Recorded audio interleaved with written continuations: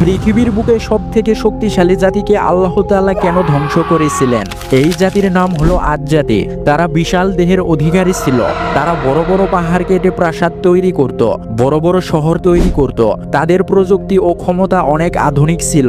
এই জন্য তাদের মধ্যে অনেক অহংকার কাজ করত। তারা ভাবত তাদের মতো শক্তিশালী আর কেউ নেই। তাই আল্লাহ তাআলা এই জাতির কাছে হুদ আলাইহিস সালামকে পাঠালেন। হুদ আলাইহিস সালাম তাদেরকে বলতো, তোমরা অহংকার করো না, তোমরা পাপ কাজে লিপ্ত থেকো না, তোমরা আল্লাহর পথে ফিরে আসো, না হলে আল্লাহ তাআলা তোমাদের উপর কঠিন শাস্তি পাঠাবেন।